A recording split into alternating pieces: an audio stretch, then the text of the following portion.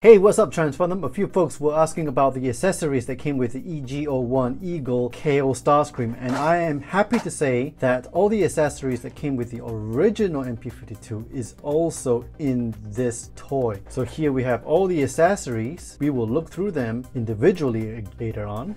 And there's also a flight stand, so that's pretty cool. So let's get down to it. So first we have the flight stand adapter, which pegs in a little loosely. I will say that it was a little bit more difficult to peg in these two base pieces together, but this stand here was quite easy to peg in. And for the adapter, it was really difficult for me to peg it in here. Really difficult. As you can see, it's a little too large, and I have to bend this piece here, like press it in just to try to put it in, but it was not easy. I tried to do it off camera a few times and I couldn't get it to peg in very nicely. So let me try that one more time and give it a last go. Alright, so here you can see I can peg in one end quite easily, but it's just too long to peg into the other end. And I'm gonna have to use too much brute force, that I'm comfortable with. I'm using the same type of brute force that I'm using on a lot of fans toys transformations. So I'm definitely not comfortable with the level of fit. So how would it fit onto the flights? Yeah, it fits okay. Whoa! Yeah, weak sauce there, weak sauce. Definitely I need to tighten up the screws here and here. Right from the offset, the fitting here on the flight stand adapter to the base ain't the best. It's not the easiest to peg in the thrusters because the fitting ain't the best. I have to hold the thrusters out and try to wedge the effects in. It's not the easiest, and you can see the fitting ain't the best as well. And when I try to wedge it too much, everything here will start to unpeg. And boy, like I said, it was a nightmare trying to peg everything in here back in. Look at that, when I tried to remove the thrust effects, the peg just stayed on to the thruster and came off the effect. So yeah, so let's peg this back in. Quite easy. Next we have the Megatron gun, which I believe will fit in very nicely onto Starscream. There, very nice fit. Perfect. Let's see how the Eagle KO holds the Megatron gun.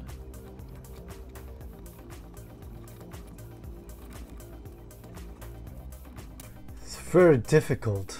It's very difficult for me to peg in Megatron onto the palm of the Eagle Starscream. Yeah, it's not fitting as well. For the blast effects, it will fit onto Megatron quite nicely. This is the long blast effect, the burst blast effect, and the bulge blast effect. So they all fit very nicely on Megatron. So let's try the blast effects on the null rays of the Eagle KO. Nope. Nope. Nope. The hand clamp and the meteorite holds pretty nicely. Okay, not so nicely, but holds pretty nicely. Oh, it's a bit loose here. The drill bit also fits very nicely. The blast effect fit the straight up KO a lot better.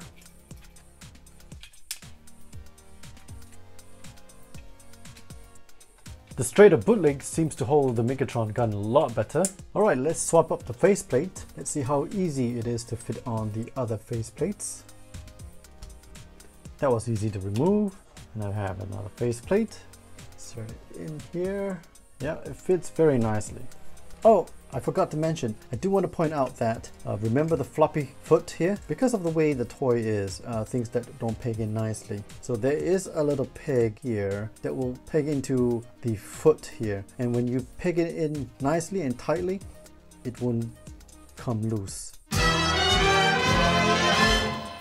Okay, just for kicks, I have the straight up bootleg here, the Eagle KO, and the Deformation Crimson Wings over there. You can see that the Eagle KO is just marginally taller, but definitely not the height of Crimson Wings. Now I just unboxed this guy here for the review. I don't have a conclusion yet whether I really like him or not, but personally I think I prefer the look of the official, but that's just my opinion. In terms of which I prefer out of these three, including the previous iterations of Starscream, I gotta say that I like this straight up bootleg the best. It's got better plastic quality. The fittings of the accessories are better. It's got this light up eyes gimmick. It already has the Decepticon insignia on there, and the hardware definitely feels a little bit more comfortable. The tabs aren't as good as the authentic, but it's not as frustrating as the Eagle KO. And you see here the Eagle KO is beginning to have that MP-52 KO symptoms. So I would say that the Eagle KO, even though I really like the little screws that they've attached to the feet, to the ankles, isn't as well built and as well painted as the straight up knockoff. So that is it for me this time around. What are your thoughts? Please leave them in the comment section down below. If you enjoyed this video, please hit the like and share buttons and smash the sub and bell icons for more future vids. Again, this is Ben signing off, and I'll see you on the flip side.